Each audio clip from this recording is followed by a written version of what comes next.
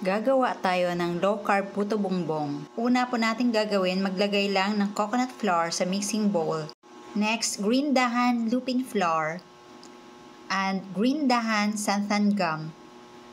At syempre, lalagyan ng sweetener na golden monk fruit erythritol blend from green dahan pa rin.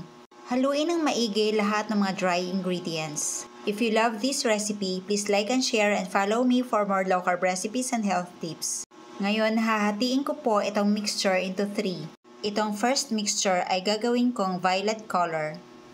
Maglalagay lang po tayo ng tubig and violet food color. Haluin ng maigi hanggang sa maging uniform yung color and texture.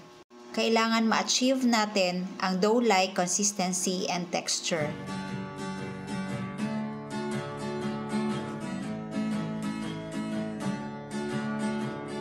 Itong pangalawa ay gagawin lang natin plain lang ang color. Kailangan ma-achieve pa rin po natin ang dough-like consistency.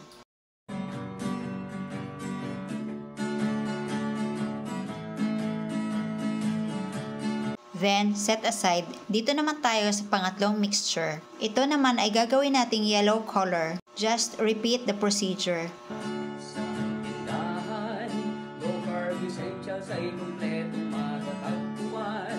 Katulong mo sa pag-ayos ng iyong kalusugan. Marami kang pagpipilian sa Jetter's tindahan. At ngayon, grate na po natin. Baking essentials, condiments, nuts and seeds, healthy oils, coconut products, superfoods, herbs Tapos maggupit lang po tayo ng dahon ng saging. and spices, low-carb breads, kakanin, at may sugar-free ulam pa. Tapos ilagay ang puto bongbong mixture. Happy ang pamimili sa Jetter's Green Dahan! Tindahan, low-carb essentials ay kumpletong matatagpuan.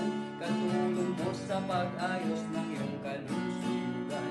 Marami kang pagpipilian sa Jetter's tindahan.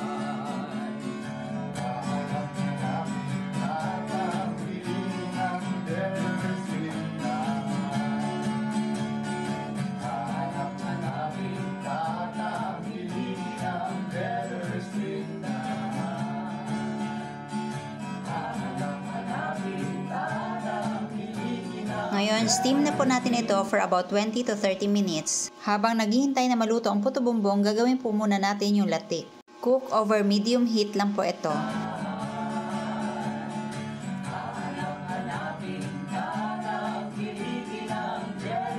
Ngayon, hanguin na po natin at sasalain.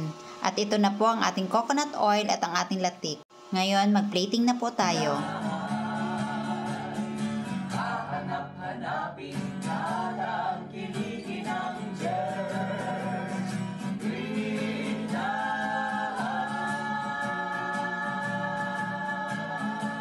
Then, put your desired toppings. Una ay mag-brush lang po tayo ng melted butter. Tapos, iba't ibang mga klaseng toppings. Dito sa unahan, maglalagay lang po tayo ng grated coconut at yung niluto nating latik. Tapos, sa pangalawa naman, mag-grate lang po ako ng cheese. And top it with green dahan chia seeds. O, depende po sa inyo anong gusto nyo mga toppings. At ito na ang ating low-carb puto bongbong. O, pwede din po grated coconut, tapos lalagyan natin ng green dahan golden monk fruit erythritol blend. Sa lahat ng mga sweetener, ito po talaga ang pinaka-favorite ko dahil yung lasa, texture, at saka yung amoy, kuhang-kuha talaga yung regular na sugar. At panghuling ilagay yung latik. O, diba? Parang regular talaga na puto bongbong. Honest review, best served when hot.